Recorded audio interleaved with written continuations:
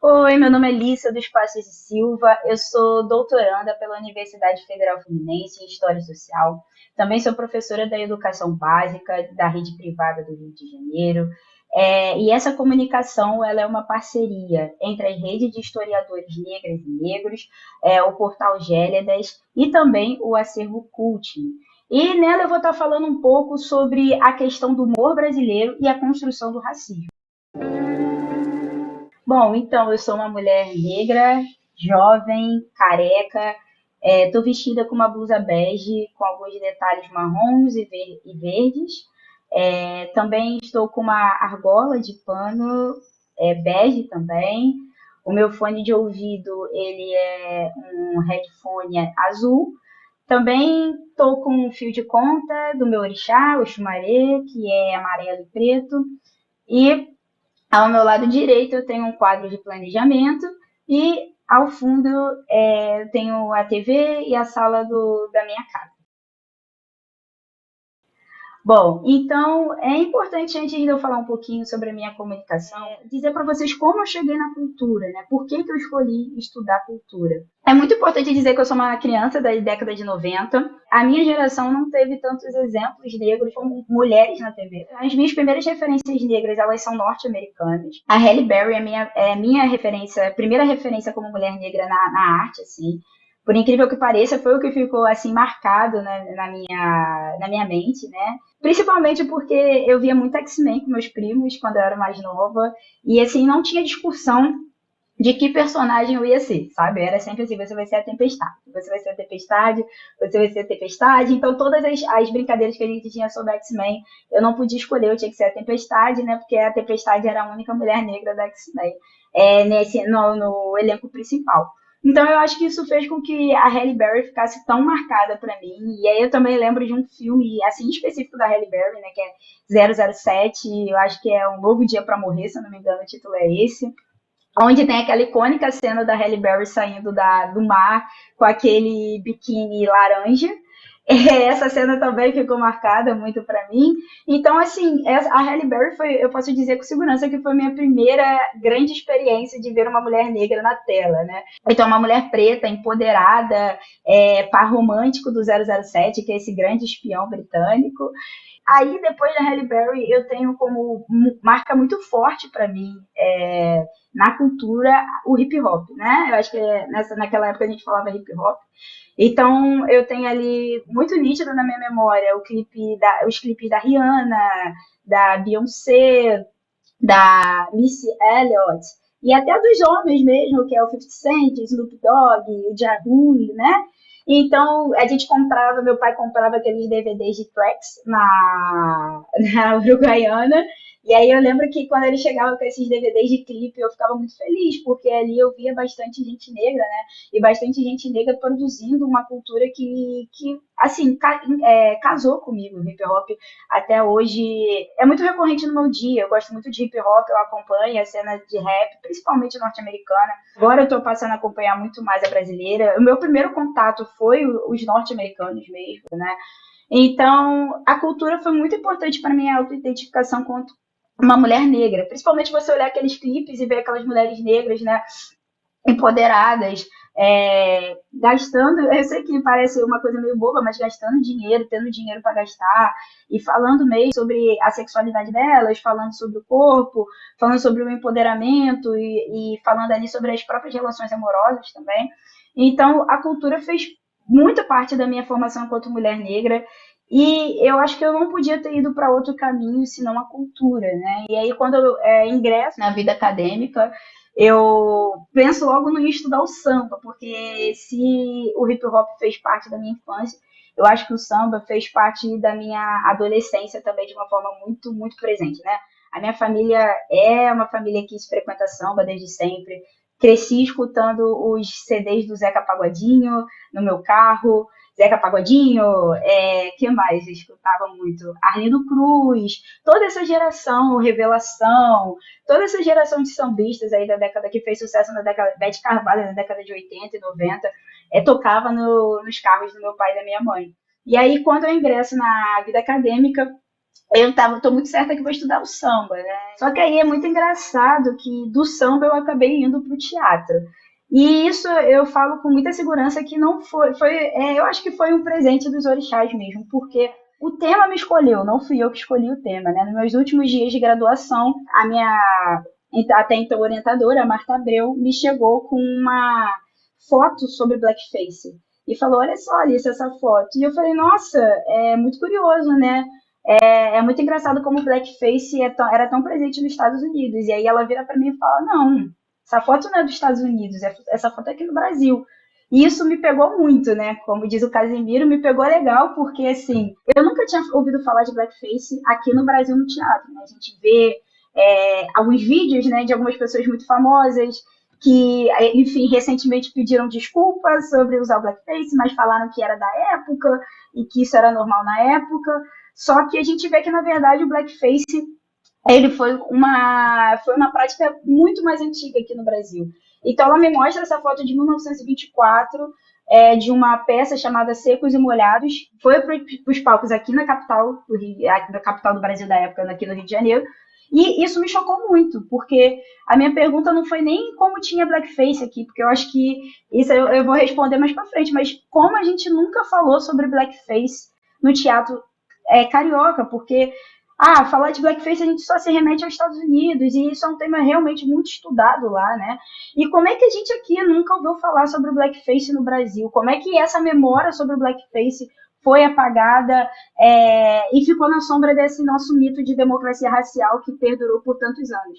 A fonte me escolheu. Foi essa foto da peça Secos e Molhados, onde a gente vê um ator branco pintado com graxa, com cabelo encrespado e com alguns traços biológicos bastante ridicularizados, principalmente o nariz, que me fez escolher ir para esse tema, sabe? Me tirou da música e me levou para o teatro. E aí eu comecei a pesquisar sobre, primeiro, o entretenimento na década de 1910, 1920 no mundo. E aí já veio o meu primeiro choque, porque a gente pensa assim, os negros os negros só vão ingressar na cultura lá para a década de 60, 70, só que na verdade, quando a gente chega no final do século XIX, no começo do século XX, com essa ideia de modernidade, porque nessa virada de século do 19 para o 20, a própria civilização ocidental está discutindo uma nova ideia de modernidade. E aí a gente vê que nessa ideia, junto com essa ideia de modernidade, a gente começa a ter um consumo muito grande da cultura negra e dos corpos negros também. E aí a gente tem ali, no final do 19, a gente tem uma dança nos Estados Unidos chamada Cakewalk, que é uma dança que vem das senzalas, aonde os escravizados, eles imitavam o andar de gente branca, né, e de uma forma ridicularizada, então eles começam a andar de uma forma muito afetada, só que esse cakewalk, ele acaba saindo desses meios do campo e acaba indo para as cidades e acaba também sendo bastante consumido por pessoas brancas. E aí vira uma grande febre esse cakewalk.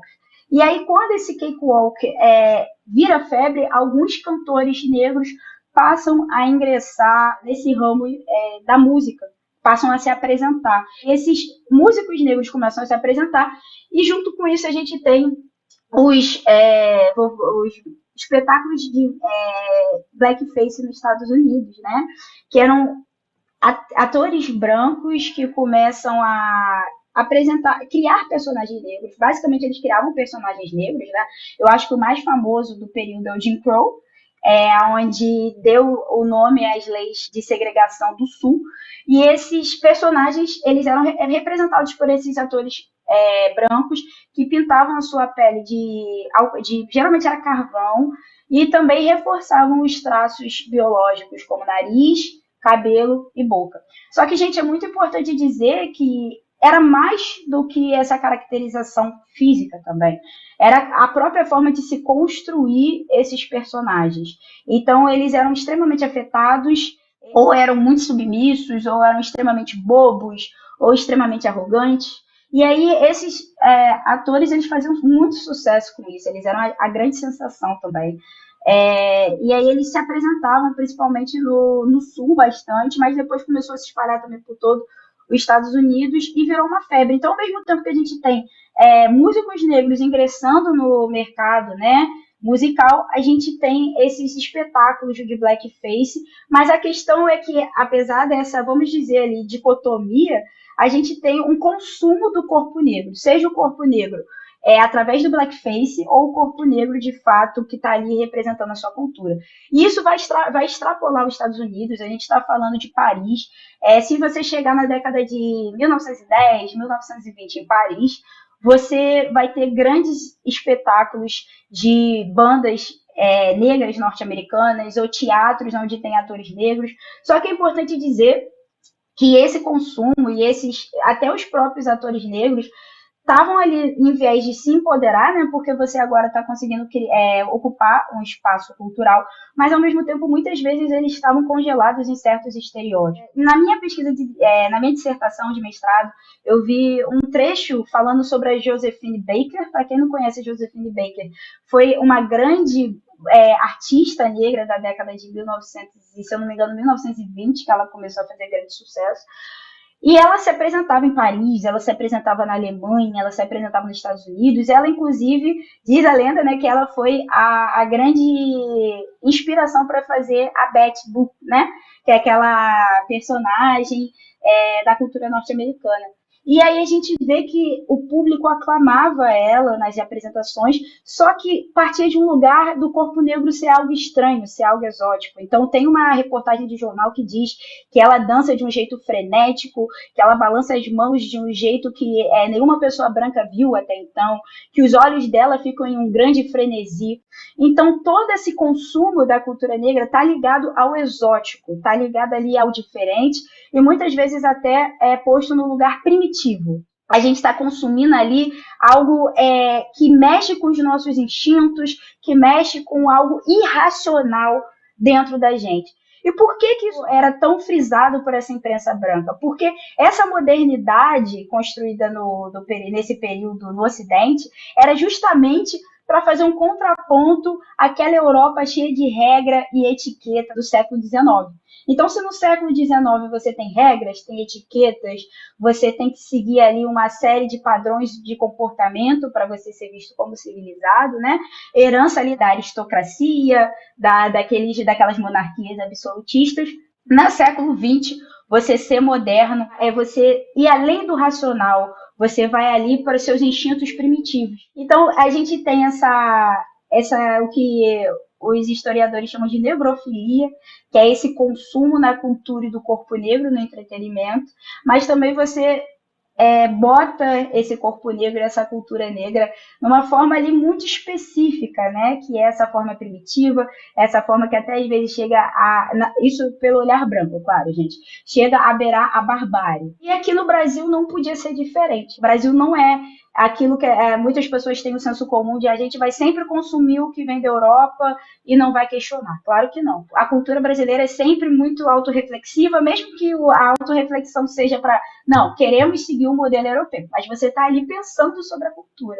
Mas a questão é que o Brasil, no começo do século passado, era a grande promessa, segundo eles mesmos, né? A grande promessa da América Latina. A gente era a Europa dos trópicos, era o país do futuro. Esse slogan do país do futuro já tem mais de 100 anos, né? Mas a gente era a grande promessa, era o país do futuro. Então a gente tem que ser civilizado, a gente tem que ser moderno. Mais importante do que isso, a gente tem que ser moderno, porque nós somos um país que deixamos a escravidão de lado, né? Há menos de 30 anos atrás. Então, essa mancha da história ficou com o Império, porque essa mancha da escravidão está diretamente ligada ao Império, né? Para os republicanos da época. Então, agora a gente tem que começar a se redefinir como um país moderno, a gente tem que se redefinir como um país do futuro. E, obviamente, essa discussão ela vai abrir margem para muitas coisas aqui no Brasil, e a gente está falando desde as teorias raciais, né, como a Lilia Schwartz mostra muito bem ali num livro chamado Espetáculos das Raças. Então, abre esse espaço para as teorias raciais, aonde a gente tem discussões até de que o negro ia deixar de existir a partir de 2020, se tivesse a miscigenação, quanto à antropologia criminal, que diz que o negro ele está propenso a cometer, ser mais, como é que eu vou dizer, mais vulnerável a cometer crimes, como também a gente está ali abrindo espaço para o próprio movimento negro da época, né, também discutir e falar, não, nós somos cidadãos, a gente é cidadão, a gente faz parte desse Brasil como qualquer outra pessoa, a escravidão ficou para trás, então nós temos que começar a repensar o que é esse Brasil. Então a gente está nesse começo do século XX, nessa mistura e vamos dizer ali nesse embate de ideias mesmo.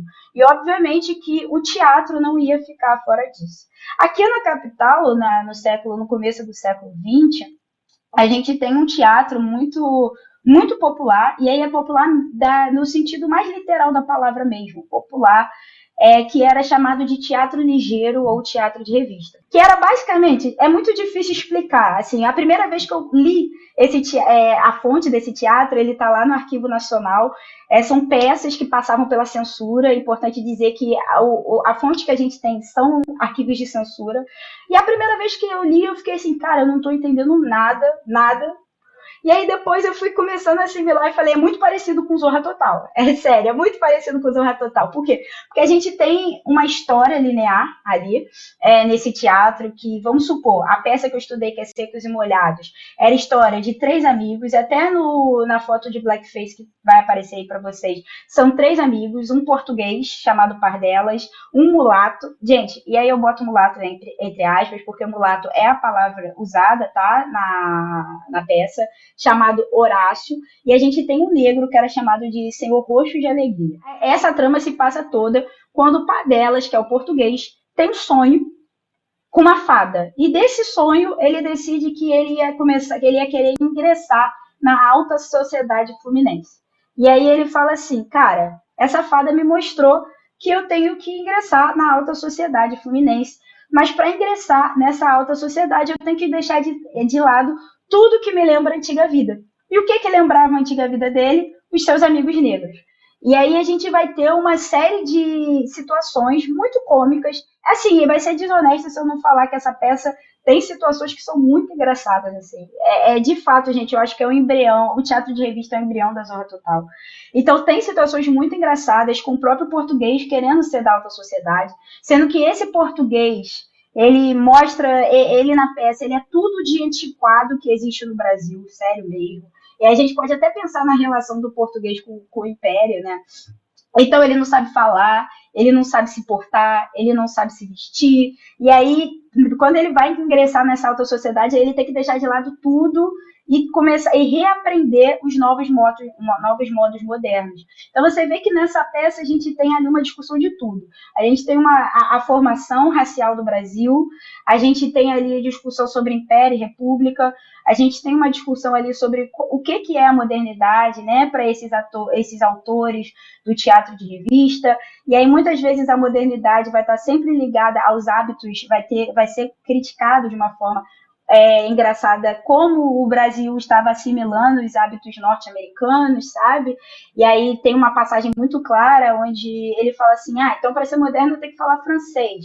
Aí o amigo dele fala, não, você não tem que falar francês, agora você tem que falar inglês, você tem que aprender a falar um inglês e você tem que saber dançar jazz. Então a gente tem essa discussão de modernidade muito forte, essa discussão de o que é realmente brasileiro e o que a gente assimila de outros lugares. Mas aí a gente vai ter uma discussão racial muito grande, que eu vou chegar lá. E conforme essa história ela vai se desenrolando, a gente tem pequenas esquetes, igual a Zorra Total mesmo. Pense em Zorra Total, que aparecem pequenas esquetes de humor, que não tem nada a ver com a história, é uma mini história à parte, e aí você tem outras discussões muito fortes ali, principalmente a questão do feminismo, né? Já está muito forte ali na década de 1920.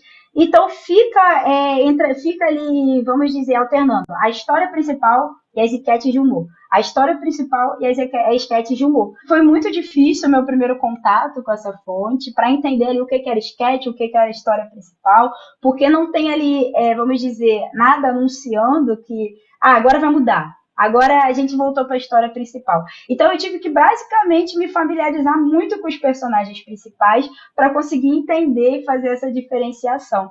E aí foi me familiarizando com esses personagens principais, que aí eu tive que ler muitas vezes essa peça, que eu percebi que o humor racista ele estava ali. e ele não estava muito escondido, vamos dizer assim. É só a gente pensar nessa tríade de personagens principais. A gente tem o português, que ele ainda sonha em acessar a alta sociedade, sendo que em todo o tempo a gente que é a audiência, né, da peça, e eu já me coloco como se eu estivesse no teatro, entendeu? Para tentar entender ali mais ou menos. Mas a gente sabe que ele não vai acessar essa alta sociedade. A gente sabe que apesar do Padela ser um homem português branco, a alta sociedade posta ali nessa peça de teatro não inclui os portugueses. E aí a gente está falando de pessoas brancas, ricas e geralmente herdeiras, que são postas nessa peça como a alta sociedade. Mais racista do que isso, né, a gente tem esses dois amigos. A gente tem o. E aí eu uso um capítulo inteiro só para a gente pensar essa questão dos estereótipos. A gente tem o Horácio, que é um mulato, um homem mulato, ele é descrito assim, tá? Ou mulato ou homem de cor. São as duas frases que são utilizadas para ele. E é onde a gente tem esse mulato que ele é metido a sabichão. E isso eu demorei um pouco para entender na peça, porque quando você lê a peça a primeira vez, você acha assim, nossa, esse homem é muito inteligente e estudado. Só que aí nas entrelinhas a gente começa a ver que na verdade isso é um grande deboche. Por quê? Porque ele se apresenta como um homem muito estudado e muito culto. Mas se você começar a ver a trajetória desse personagem na peça, ele na verdade ele fala errado, ele inventa palavras difíceis, a todo tempo ele está inventando palavras que não existem. E a todo tempo ele está tentando enganar tanto quem está no palco quanto quem está assistindo, que ele tem muito mais estudo do que ele tem. Só que a gente começa a perceber que, na verdade, ele é analfabeto, ele não tem estudo, e tudo que ele bota como pompa, como um homem estudado, ele, na verdade, ele está inventando. Estudando isso, eu vi que isso era muito comum aqui no Brasil, que são chamados de mulatos pernósticos. Ou, essa palavra é difícil, né? Eu também não sabia o que é, ou mulatos arrogantes, que eram justamente estereótipos construídos no teatro e também nas revistas ilustradas, tá, gente? Que eram revistas do período que faziam ilustrações sobre grandes nomes, para debochar de homens negros que eram estudados ou que tinham ali destaques intelectuais. Então a gente tem ali o Machado de Assis, a gente tem políticos da época sendo encaixados nesse estereótipo dos mulatos pernósticos. E eu achei também um personagem muito similar a ele, que eram os dandies nos Estados Unidos, que eram homens negros ricos, que também tinham esse deboche por trás, que é justamente um homem negro que se acha muito mais do que ele é. Basicamente é isso, que se acha muito mais intelectual, ou se acha muito mais importante, ou acha que em algum momento ele vai poder se encaixar numa figura que não é feita para ele. Então você vê que a partir dessas sutilezas, a própria peça ela delimita os lugares dos negros na sociedade, né? E é importante dizer que o teatro de revista ele é um teatro de humor. Ele é um teatro, como diz a Marta Abreu, que é onde você ri de tudo e ri de todos. Só que os personagens negros eles têm uma coisa que é diferente dos outros. Todas as suas características, todos os seus estereótipos construídos estão envoltos nessa figura nesse lugar do não lugar, nesses personagens, nesses estereótipos que querem acessar um lugar que fica bem claro que não é para pessoas negras. Então, a gente tem esse mulato pernóstico que se acha muito inteligente, mas ele está ali o tempo todo se enganando e tentando enganar os outros. E aí a gente vê que isso era muito comum nessa década de 10 e 20. Inclusive nessas revistas ilustradas nós temos várias, a gente tem várias, vamos dizer, sátiras racistas desses políticos negros e desses intelectuais negros sendo vinculados a essa figura do mulato pernóstico. Mas além do mulato pernóstico, a gente tem o Senhor Roxo de Alegria. E ali está a minha grande surpresa, né? Eu consegui, através das revistas, identificar que é ele que foi retratado como o Blackface. Foi ele que foi retratado através do Blackface. E é legal dizer que ele foi muito bem separado do mulato. Então, no roteiro a gente tem o mulato e a gente tem o negro. E a frase que, inclusive, deu nome à minha dissertação foi: eu sou negro na cor, eu sou preto na cor, mas sou branco nas minhas ações. E isso define muito o Senhor Roxo de Alegria, que apesar de ser ali caracterizado com graxa, através do blackface, inclusive é importante dizer que esses atores, todos brancos, eles vão estar acostumados já a utilizar o blackface, e aí vai aparecer na tela para vocês a quantidade de fotos que eu achei de atores e atrizes usando, de atores principalmente usando blackface, né? Mas esse Senhor Roxo de Alegria, ele fala essa frase e a todo tempo ele tenta mostrar que ele não é negro. É muito cruel isso, né? Mas a todo tempo o Senhor Roxo de Alegria, ele tenta mostrar que não é negro, assim, mostrar que não é negro no sentido de eu não estou me portando como pessoas negras, eu sou mais branco possível nas minhas ações. Então, ele, a todo tempo, ele tenta reafirmar essa distância dele com a negritude, mas ao mesmo tempo, olha que coisa, como era, vamos dizer, cruel esse humor. A todo tempo também ele se encaixa nas teorias raciais do período anterior.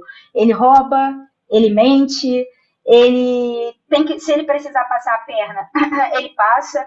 Então tem um momento que eles querem ir numa festa de alta sociedade no Clube Fluminense, e aí ele rouba os convites do diretor do laboratório de medicina da cidade, porque ele era o faxineiro de lá, e aí ele rouba esse convite e ele se passa pelo diretor. Então a gente tem essa, não é dicotomia, né, mas a gente tem esse, vamos dizer, essa ironia racista, que a todo tempo que ele tenta se separar desse traço negro dele, os autores botam ele reafirmando todas as teorias raciais do século XIX, né? Todos os traços negativos e racistas que esses intelectuais brancos construíram em volta da negritude brasileira, o Senhor Roxo de Alegria, que é logo quem está sendo caracterizado com blackface, reafirma. É importante dizer que o mulato, ele não está com blackface. A única diferença, quer dizer, a única semelhança do Senhor Roxo de Alegria pro Horácio é que ele também tá com uma peruca encrespada, mas ele não tá pintado de graxa, tá? Só o negro vai estar pintado de graxa. E nisso tudo, para complementar esses estereótipos, a gente ainda tem a figura da mulher, que eu falo bastante dela. E é importante dizer, antes de eu falar da Madalena, tá, o nome da mulata, e aí eu falo mulata porque ela é caracterizada na peça como mulata, tá?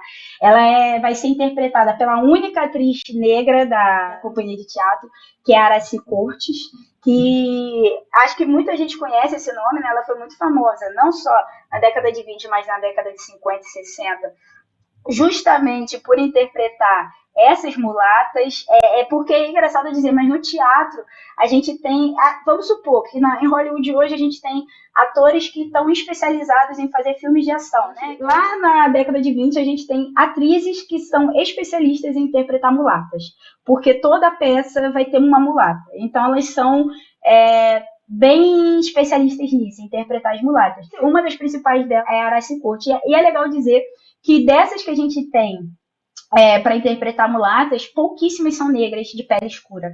A gente tem mulatas que eram chamadas pela mídia de mulatas, que é, por exemplo, a Aracy Cortes, que tem a pele bem clarinha, mas tem os traços negros. E a gente tem mulheres brancas, inclusive europeias, tá? Que são especializadas em interpretar as mulatas. E o que essas atrizes tinham que saber fazer? Eu acho que, na verdade, mais importante do que interpretar, dançar. Essa é importante. Quando a gente pega as análises sobre, vamos dizer, a Aracy Cortes interpretou com maestria a mulata Madalena. Ela conseguiu rebolar muito bem, ela conseguiu sapatear muito bem e prendeu a atenção do público masculino no palco. Então, essa basicamente eram os elogios que se tinham em volta dessas atrizes que faziam a mulata. E eu acho que isso já introduz muito o que eram essas mulatas no teatro de revista, né? Basicamente, eram mulheres negras que tinham ali como principal característica a sua sensualidade. E é legal dizer que na década de 20, a gente está falando até de figurino, porque esse teatro de revista ele vai escandalizar ali parte da sociedade, onde as mulheres elas já começam a mostrar o tornozelo, já começam a mostrar a canela, o calcanhar, até usar, como é que eu vou dizer, vestidos quase acima do joelho. e cabelos curtos. Então, o próprio figurino dessas mulatas vai estar ali muito ligado à sensualidade. E a forma do corpo existir no palco também vai estar ligada à sensualidade, né? Então, se a gente tem até hoje esse estereótipo sobre a mulata no Brasil, né? A gente tem ali o Brasil como um dos principais roteiros de turismo sexual na América Latina. Muito se deve à construção dessa figura da mulata como uma mulher disponível, tanto que na peça ela vai estar participando de um triângulo amoroso entre Padelas, ela e um guarda chamado Trancinha, que também era mulato. Só que a Madalena, ela é apaixonada pelo Padelas, só que se envolve com Trancinha para conseguir ter benefícios, porque apesar dele ser mulato, ele ainda é polícia, então ele tem ali um grau superior aos outros mulatos na peça, né, de poder. Só que ela queria mesmo era o Padelas. Só que o Padelas, quando resolve mudar de vida, fala assim: Madalena, não posso ficar com você, porque agora você um burguês, você um capitalista, e um burguês capitalista não pode ter uma mulata. E aí, automaticamente, ao invés dela sofrer, o que ela faz? Ela volta a ficar com Trancinha para ter benefícios. E é legal dizer, gente, que, como eu falei, o papel dessa teatro de revista era censura, né? E aí, as cenas mais censuradas, e é legal porque a gente pega o documento, né? E tem um carimbo descrito assim, censurado, ou riscado de vermelho pelo censor dizendo proibido. E a maioria das piadas e das cenas censuradas da peça estão envolvendo quem? A Madalena. Por quê? Porque a maioria das frases dela, ou a apresentação musical, tá ligado ao sexo.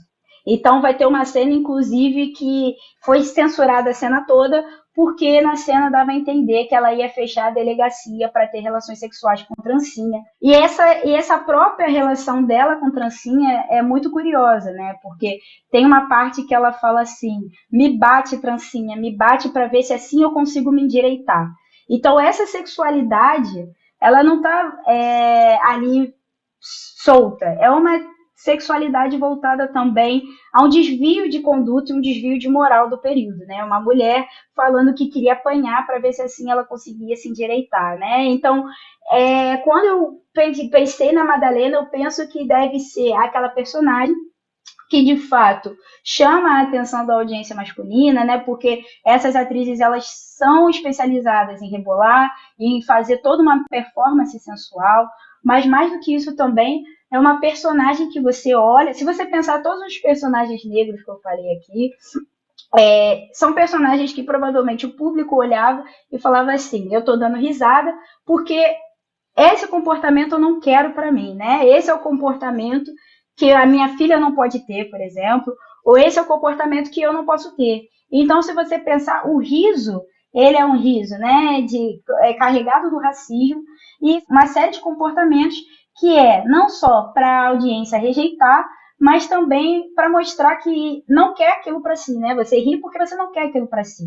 E então a gente está falando de estereótipos que colocam a população negra em determinados lugares, em determinados padrões de comportamentos, que são padrões de comportamentos rejeitados, né, pela ética e pela moral. E aí eu posso falar tranquilamente, não só pela moral daquele período, como pela moral agora, de 100 anos, né? Quem quer ser a Madalena, quem quer ser ali a mulher que vai falar que quer apanhar do parceiro para se endireitar, um senhor do rosto de alegria que rouba e mente, um Horácio, que é aquele homem que se diz intelectual, mas que na verdade é analfabeto. Então, se você pensar, esses estereótipos são importantes para a construção do racismo brasileiro, porque eles colocam a população negra num determinado lugar, que é um determinado lugar extremamente limitante. Então, se você pensar, todos aqui são cidadãos da peça, todos são cidadãos do Brasil, mas que tipo de pessoas são essas? Dentro da formação da sociedade brasileira que a gente está discutindo em 1920, né? Que tipo de lugar os negros eles ficam limitados na cultura? E se a gente agora fazendo um paralelo com o humor atual, que tipo de lugar está reservado aos atores e atrizes negros tão talentosos? Até hoje, 100 anos depois, a gente ainda tem muitas vezes limitados ao papel de secundário, de subserviência, né? ou o papel de traficante, que a gente tem ali uma indústria que adora fazer filmes, né, de tráfico, de confronto entre tráfico e polícia, e se a gente pegar a maioria dos heróis não são negros, né, ou às vezes a mulher negra, se não há o papel de sensualidade, se ela não tem o corpo que a gente idealiza como padrão, há o papel ao ridículo, né? Que é aquela mulher negra que fala alto, que grita, que não tem a ética, não tem as etiquetas que a gente considera hoje em dia. Então, se a gente vê os estereótipos, por incrível que pareça, ainda são muito semelhantes de 100 anos para cá. E a gente vê o quanto esses estereótipos até hoje eles delimitam o papel da população negra, né? Eles colocam ali certos limites e por incrível que muitas pessoas acham que não, por incrível que pareça, gente, a cultura ela ela contribui muito para o nosso imaginário social, né? Ela contribui muito para esse imaginário coletivo que a gente tem em relação à sociedade brasileira como um todo e à sociedade ocidental, né? Então, por isso é importante se atentar para o humor, né? Porque eu acho que o humor, ele foi e ainda é uma ferramenta de construções de estereótipos e manutenções de hierarquias sociais. Foi há 100 anos atrás, quando a gente estava rediscutindo o que era a sociedade brasileira, o que era cidadania, o que seria esse Brasil recém-saído dos regimes escravocratas, qual era o papel, né, desses descendentes de escravizados ou descendentes de pessoas livres, mas descendentes de pessoas negras, que até então muitas vezes não era cidadã pela Constituição. E até hoje, né, ainda serve para essa discussão, esse debate, porque eu acho que, claro, avançamos muito na luta antirracista no Brasil, muito mesmo, principalmente com a internet. Hoje em dia nós temos ali muitos mais ícones da cultura negra, né, do que há 100 anos atrás. Hoje em dia ainda temos atores e atrizes que às vezes se arriscam a fazer o blackface, mas a gente vê a retaliação da sociedade logo em seguida, né? E aí depois todo aquele teatro do choro, do pedido de desculpa, do eu tô me reeducando, eu sou uma pessoa branca que tô me educando, estou tentando ter letramento racial.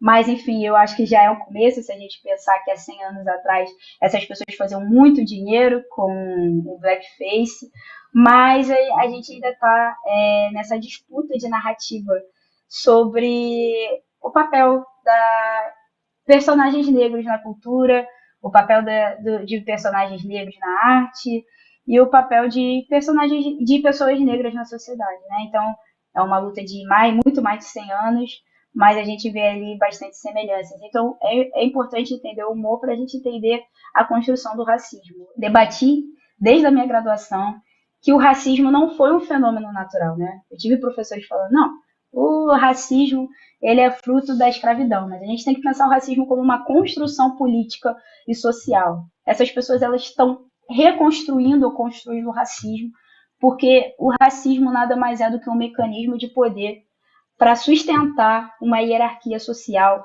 e sustentar uma exclusão social da população negra de vários espaços de poder, né? Então eu acho que por isso que é tão importante para nós, tanto historiadores como pessoas em geral, pensar nessa construção do racismo. Hoje em dia eu defendo que a minha pesquisa ela é a história cultural, mas principalmente a história do racismo. E eu acho que a gente tem que se atentar e começar a construir, reconstruir não, que isso já vem sendo construído por diversos intelectuais negros, mas nomear o que a gente faz como história do racismo. Porque é só pesquisando sobre a história do racismo que a gente vai entender muito da nossa realidade brasileira no tempo presente. E aí eu também queria deixar como dica para vocês, né? Eu estou lançando minha pesquisa de dissertação, que fala bastante sobre isso, que é Rostos Negros, Corpos Brancos, Blackface e Representações Raciais no Teatro de Revista dos anos de 1920. Tá ali disponível na editora Paco, já breve estará disponível também na Amazon, nas americanas.com e em outras livrarias online. Foi um prazer estar com vocês e eu espero que a gente se encontre breve para falarmos sobre outras coisas também. Foi um prazer estar com vocês hoje, agradecer à Rede de Historiadores Negros, ao Portal Gélidas e também ao pessoal do Cultne por me dar esse espaço e esse tempo para falar um pouquinho sobre as minhas reflexões. Bom, gente, então é isso. Acabei de falar aqui um pouco sobre o texto que eu criei, né? O Humor Brasileiro Racista, mas mais do que isso, falei bastante sobre a minha pesquisa, principalmente a gente repensar essa ideia de modernidade, essa construção de modernidade, repensar a construção da história brasileira, né? Como essa história brasileira ela está entrelaçada a uma história do racismo brasileiro, principalmente ali nesse período republicano, que onde o Brasil ele está com essa promessa de país do futuro, e esses tanto intelectuais quanto a gente chama de revistrólogos, que são quem constrói esses teatros de revista, mas na verdade esse debate está posto na sociedade em geral, começa a pensar o papel dos grupos sociais brasileiros, e principalmente o papel desses recém-ingressos, na verdade, desses recém-saídos do regime escravocrata.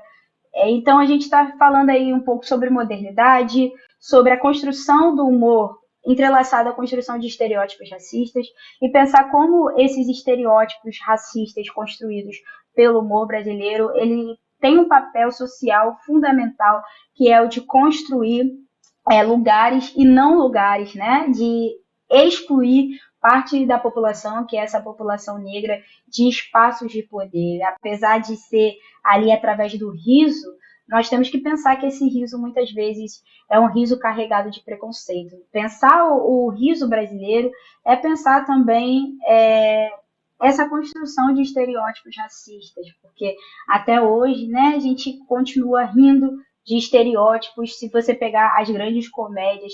Então, acabei pensando um pouco modernidade, riso, construção de estereótipos, blackface e também a construção desses não lugares dentro do Brasil.